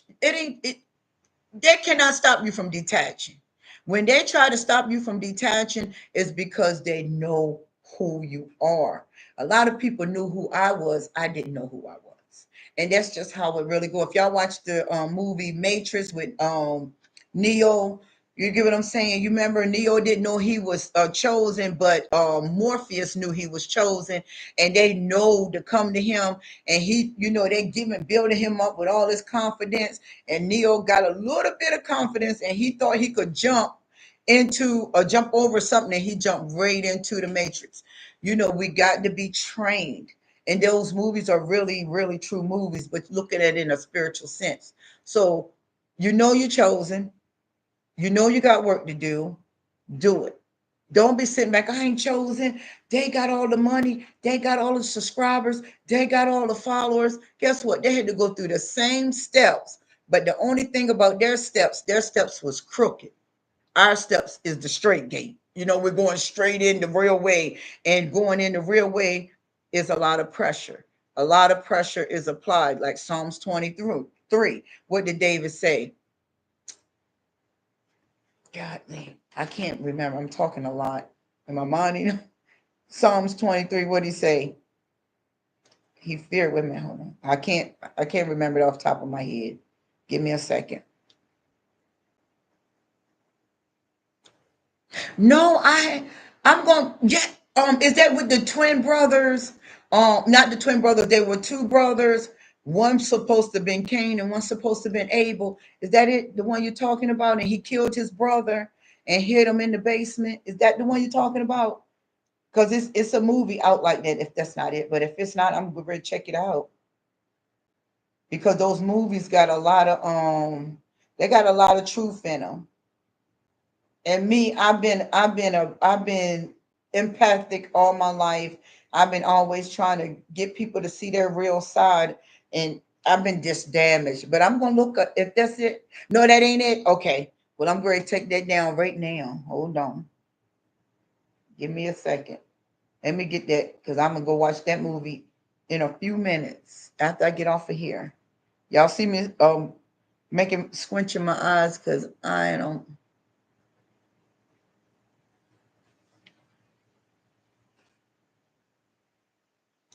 I'll pull that up when I get off. Oh, I love old movies because them old movies tell you some stuff. You heard me. You tell me a movie like y'all see the movie Split when that man was so abused, he turned so powerful. Them principalities got on him so bad. He thought that he was manifesting. I mean demons, and he was out taking young girls, and he will be a teacher one minute, then the next minute he being a professor, then the next minute he's being a murderer. He had multiple personalities. He would go see a therapist, then he end up killing his therapist. Y'all ain't never seen that? Go check that one out too. I'm gonna check this one out. But Psalms 23, when David said, "The Lord is my shepherd; I shall not want. He maketh me to lie down in green pastures. He leadeth me beside the still waters. He restoreth my soul. He lead me in the paths of righteousness for his name's sake. Yea, though I walk through the valley of the shadow of death, I will fear no evil, for thou art with me. Thou rod and thou staff, thou comfort me. Thou preparest a table before me in the presence of my enemies. Thou anointest my head with oil, my cup runneth over. Surely goodness and mercy shall follow me all the days of my life, and I will dwell in the house of the Lord forever. So whenever those attacks come, no matter you walking through it, guess what? They can't touch you. No matter what, you fear no evil. Satan ain't got no place in my life. I will punch him in his face like real fast, real hard, die hard, because he's tearing up humanity. And humanity is not trying to get it. Humanity is trying to reject it. If I love you, I love you. You get what I'm saying? I've always been that person. If my heart is with you, I'm with you. You know, I'm with you. But you cannot put me in a pathway of destruction and expect me to sit there and fear evil. You fear no evil. Evil ain't got no place. What Matthew 10:27 say? And I like the powerful scriptures. I don't give me them. I'm gonna get a house tomorrow and all that. No, you're not serving God. You're serving mammon. You get what I'm saying? You got to put it down. I just forgot the scripture I'm supposed to be going looking for. Oh yeah, I'm sorry. Matthew 10. Like I said on my TikTok today, have confidence, not Satan. Satan ain't got no confidence for nobody. Satan ain't even confident. So why are you gonna let him use you? No, no, I never let Satan use me to destroy somebody else's life. Never. But Matthew 10:27. With what I tell you in darkness, that speak ye in light, and what ye hear in the ear, that preach ye upon the housetops. And fear not them which kill the body. Fear not them which kill the body. Only thing them principalities can do for us is just take us from our bodies, this flesh. The Father telling you, and fear not them which kill the body, but are not able to kill the soul. So Satan cannot kill your souls. Your souls is value. Your souls are not perishable. That soul got a place to go on judgment day. He can kill this body. He can take you from your body, but he can't take you from your soul, period. But rather fear him which is able to destroy both soul and body in hell. Only God can destroy your soul because you chose to be destroyed. You don't have to be destroyed. You chose it. And that's why a lot of toxic people, they wait too late to burn bridges. You done burnt your bridge from the blessing that came into your life. And then they go around and they lie and they smear and all that. And let me carry you here about Satan. Oh, nasty, crusty, no good, dust bunny. I can't stand them. I can't stand them. You want to hear me get angry? Satan can make me angry real quick. Um, okay, Ezekiel 28. And this was the father talking to his old dusty, no good for nothing. I can't stand him. I can't. I can't do nothing with that demon. And when demons around, they will get me out their face. You want me out your life? Bring your demon forward. I told you hold your demon, but you don't want to. When the father was talking to Satan, and he was talking about all the stones, he was like in Ezekiel 28:17, he said, "Thou heart was lifted up because of thy beauty. Thou hast corrupt thy wisdom by reasons of their brightness. I will cast thee to the ground. I will lay thee before kings that they may behold thee. Thou hast defiled the sanctuaries by the multitude of thy iniquities, by the iniquity of thy traffic. Therefore will I bring forth a fire from the midst of thee. It shall devour thee, and I will bring thee to ashes upon the earth in the sight of all of them that behold thee. All they that know thee among the people shall be astonished at thee. That shall be a terror, and never shall they be any more. Again, the word of the Lord come unto me, saying, Son of man, set thy face against Zidon, and prophesies against it, which he used Ezekiel. Ezekiel was filthy. All the prophets were unclean. Everybody is unclean until Heavenly Father clean you up. It's just simple as that. And he was talking to Satan when he felt his beauty. His beauty. He became egotistic. He became in his mindset, he more powerful than God. None of us is powerful than God. None of us can beat God. I don't even know why you're trying. None of y'all should be bad mouthing God because he gonna show you who he is. And then when he show you who he is, now everybody got a problem. Oh, this man over there, I don't know what happened to him in his life. A lot of people know what happened to a lot of dysfunctional people lives. Women against their mother, I mean daughters against their mothers, daughter against mother-in-laws, fathers against sons, siblings against each other. It's a whole big division because of beauty, because materialistic things. Nobody want to look at the heart. Nobody don't want their heart cleansed. So guess what? They'll go for Satan. Satan offered me money. Satan put me in this big old home. Satan, me. I know me. I helps me understand. No, we don't. That's why when we lean on our own understanding, what we do, we get punched right in the face. Satan coming with a great big uppercut, right to the chin, knockout. Oh, she down. She gonna stay down. I'm gonna come back around. Okay, 1, 2, 3, 4. You're trying to get up, but Satan waiting. 5, 6, 7, looking down on you. Get up. Get up. The referee, the good referee, get up. Get up. Satan, yeah, come on. Bam, you knocked out. You ain't coming back up no time soon. So now you got to get your face back, but Satan had knocked you out. Yeah, give me your best shot through any soul. I tell anybody, give me your best shot, because greater is he that's in us than him in this world. Don't be afraid of these people. These people are broken. These people don't know how to communicate. These people don't know how to love because they won't allow love in. They let Satan block their love. That's why when they get harsh on you, lack of communication, resisting, you'll be resilient. You'll be resilient. What you scared for? Scared of who? I'm scared of your attacks. I'm not scared of your attacks. You're going to be very afraid of your own attacks that's going to come back. It's a boomerang effect.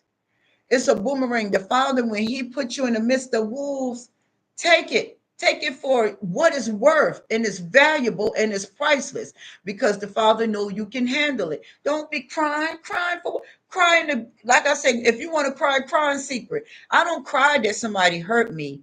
I cry because they done messed up. You done messed up. You done broke blood from me. My tears is blood.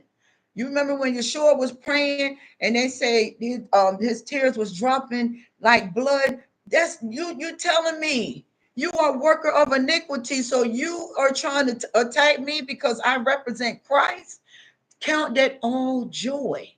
Don't count that as a bad thing. You a powerful being. When you got to have many wolves to bring you down, you know God is bad to the bone. Bad to the bone. You remember that song? Yeah. Yeah. But anyways, don't y'all, I'm comical too, but yeah, don't allow nobody to scare y'all up.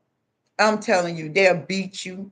They'll verbally call you all kinds of B's and meffas. You ain't no good. Ain't nobody ever gonna want you. You will never find nobody like me. My ex used to say that to me, and I'm like, bro, man, what did you just say, bro, man? It ain't nobody gonna want you. Ain't nobody gonna be with you. You're crazy. You're insane. You're weak. You're worthless. Yeah, bro, man, you talking about yourself. Here, take your bag back and you throw it right in their lap. Those are all the ways you feel about yourself because I know one thing. I can get any and everyone, not everybody, but I can get a couple thousands that will be more than happy to have me in their life, more than happy to have me on their side because I'm not coming in with fakery. I'm coming in authentic. And you say that to yourself when they tell you ain't nobody want you. No, they don't want nobody to get you. It ain't that nobody don't want you. They ain't gonna be able to face the fact that somebody is gonna get you, ain't gonna treat you like you can be treated the way you should be treated. So don't never let nobody tell you, oh, you can't get nobody. You is the nobody that I shouldn't have got. Get out of here. But I had more. My words was a little more nasty, very nasty. Get out of here. Who you supposed to be? And that's that grandiose demon. Then I'm gonna tell y'all this, and then I'm out. I came up. Where's my notes? There we go. H. I've been trying to. I did a lot of research on this. Um, and I did them in my notes. What is this thing called? HDAD. I think I'm saying this right, y'all. ADHD. I think that's how it go. And I said that is yeah, ADHD.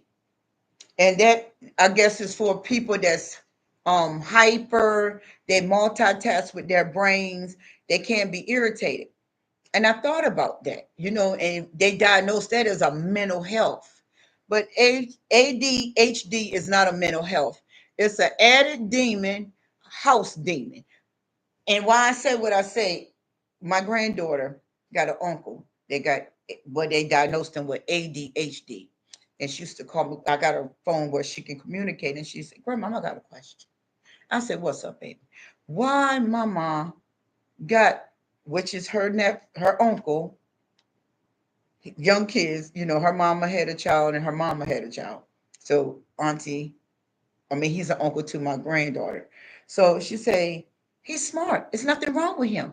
Why is he being treated wrong? So I was like, what is he being? She's like, Grandma say he's retarded. He got ADHD. And I was like, what is that? I'm not hearing about these terms because I never took my kids in no diagnosing, making them mental. So when she was telling me and she let me hear how grandmama was actually, I still have the video, was actually yelling at this baby. And he was like, you never let me say anything. And she was like, you ain't got a right to say nothing. I am the king, the queen of this castle. My rules apply. You ain't got no voice. I said, oh no. I said, no, I'm on the pride now because, you know, grandmama, wait a minute, who you been battering like that? So I'd start doing research on it. The child is so smart, but in therapy, or the parents always right, the adults always can speak, the children don't have a voice. So my granddaughter say, she made me come in the bedroom and close the door and told me don't come outside until the therapist come and leave and do what they got to do and diagnose the little boy. I said, the child ain't crazy. I say she's doing it for money purposes. It's a lot of children being used just for money purposes.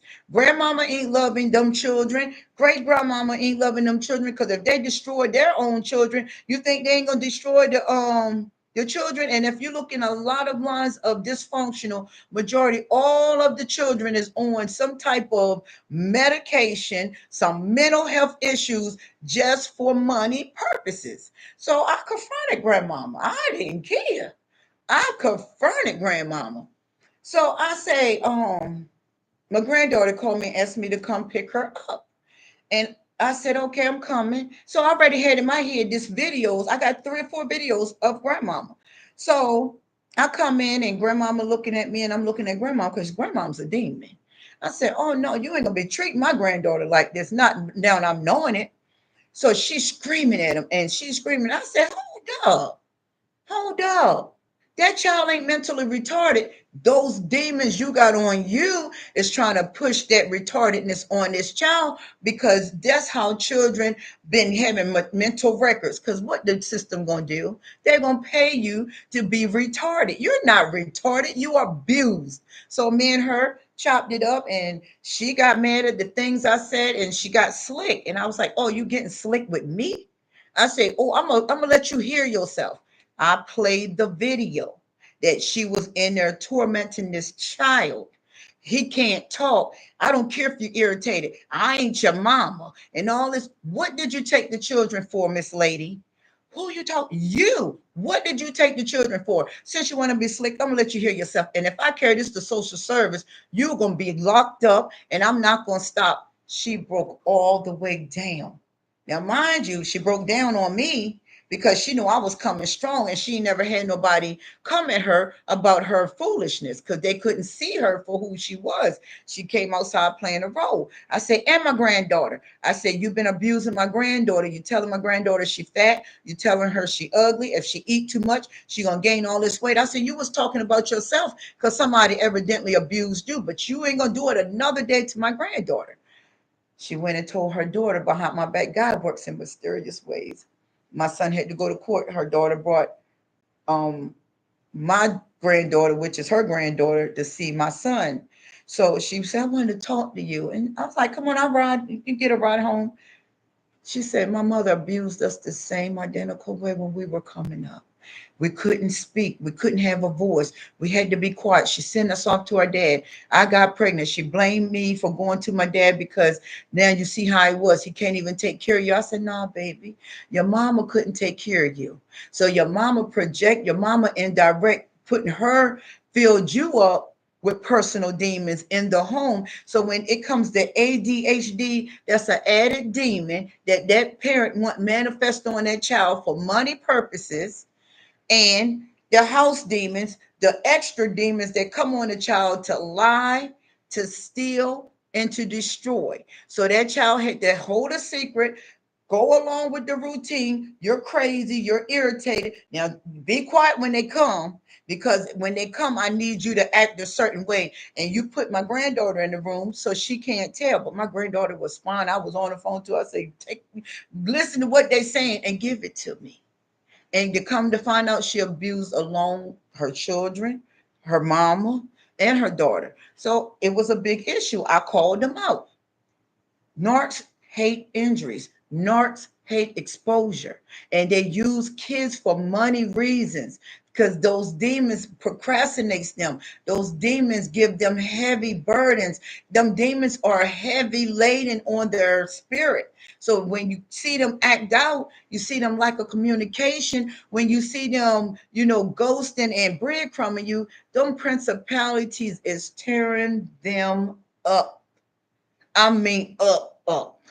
They was tearing me up. I had anger issues out of this world. You say something wrong to me, I'm going from 0 to 100 in a flash. I've been in jail. I had to go to jail for hitting a girl in the head with the hammer. I was blessed to not get attempted murder, none of that. So that's why it's very important that we do inventory, examine ourselves before we want to get into a marriage, before we want to even be connected to somebody else. If they ain't ready, don't sit there and wait for them to get ready, because they'll never get ready as long as you enable them. So all these diseases, CPD, MPD, ADHD, everything is a D. Everything got to end with a D. Why? Demonic, demons, principalities. Even in James, what it say? Demons even tremble by the name of God. Why you think you get nervous when people say God? When I tell people this all the time, God calling judgment on you. They don't want to talk no more. They get in demon mode.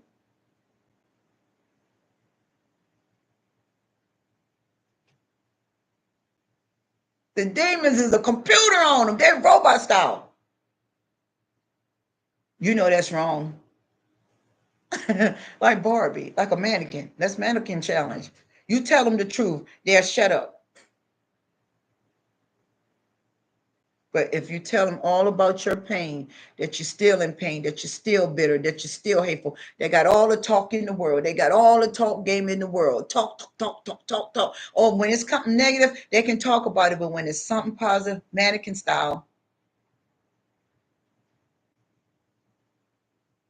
why you're not communicating with me? You get what I'm? That's what they do, though. Y'all know I ain't lying. Am I lying? I'm not. They be like, let's go to therapy. I don't need therapy. Let's go to church.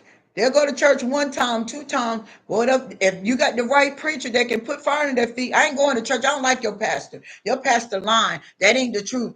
They don't. You can't even mention God to them people because them principalities.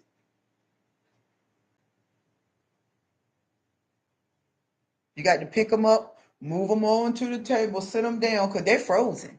They frozen. They done. But I got to go, y'all. I didn't know I'm gonna been up here 2 hours. But yeah, don't worry about the warfare, y'all. Don't worry about the attacks. Don't worry about long thing touching you. And if they is trying to touch you, you already know what I say. 911. I'm live right across the street from the jailhouse. Don't think I won't crawl over there if I have to. If anybody attack me anymore, I'm moving my car all over the place. People watching my car and stuff for me out here, but I'm not afraid. I'm not afraid. I got a Ring doorbell camera that'll show who's at my door. I can park my car right here. But guess what? That demon probably gets so mad, probably want to just say, I don't care. I want to go to jail today. Send yourself to jail because we never know what may happen. So I try to keep the peace and move around. And I am trying to relocate. I'm going to get out there here as soon as God open that door for me. They ain't got to never worry about seeing my face again here on this territory right here. I don't care if somebody passed away. That's why when my daughter passed away, I went, me and my son, by ourselves, did our thing, came back. A couple family members, helped us out and send cards and send their condolence. That was it. I didn't even bring no obituary talking about such and such. She had family and friends. And her family was her North Carolina family and friends. We ain't going through all that. A special cousin, and then they say her birthday coming up. Is you gonna celebrate? Celebrate what? Celebrate her death? And that ain't no celebration for me. She got celebrated while she was living. I am not celebrating no death. Let's send balloons up in the air. What the balloons is about? You're polluting the air. I'm not sending off no candle lights. No, I'm not doing it. I'm not being around no fake people that ain't really loving her. If you loved her so much, you would have helped her along the way. You didn't. You didn't try nothing. So what we sitting in funerals for, hearing the preacher don't even know her, lying, hook, she going to heaven. No, she is not. She's going to a place called Hades hell until judgment day. She ain't in nobody heaven because she ain't Christ. Oh, Siobhan, you got so much to say. I do. Truth is the light. And then they get a mannequin style.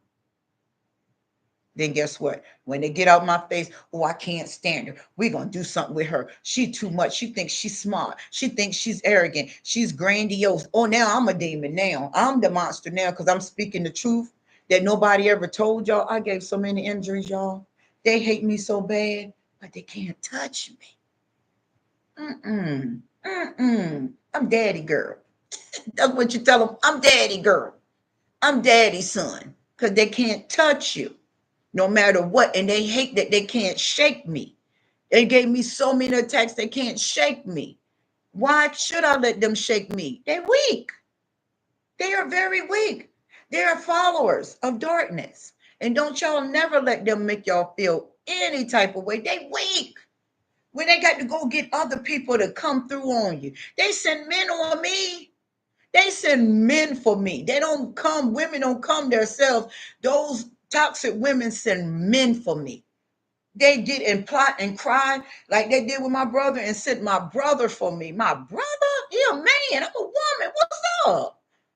Yeah, they sent my ex, they send men on me. Men come at me. Did I back down? They didn't know I fought men in school. I fought the big vicious bullies in school. I took up boxing. I took up kickboxing. I took up stuff like that. They didn't see it. I put my kids in karate and stuff. They didn't see what I did. They just thought that I was plain and simple. I was an easy win. Didn't know I got a lot of talent under my belt, but I don't let everybody know that, because if they know that, they abuse you. You got to see people for who they are. Sometimes you got to hold back on your talents. You got to hold back on your wisdom, because you got to see how people view you. Do they view you as average, or do they view you as unique? So you can't tell, you can't put all your eggs in the basket. Just like the narc breadcrumb you, breadcrumb the narc.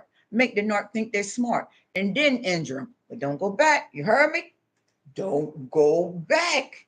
Because if you go back, they're going to injure you. Because Satan big mad that you done outsmarted him. See, Satan want to be smart. Tell Satan, you ain't smart, dummy. You feel me? But y'all, I got to go. Prayers for everybody. I love you all. I'm out. Okay? It's almost 2 hours. See ya. And the kids, y'all already know, kiss the babies, protect the babies, because they're innocent right now and they do not have the force to fight. Get them into their spiritual self, not into their outward appearance. Okay? Have a great night. See ya.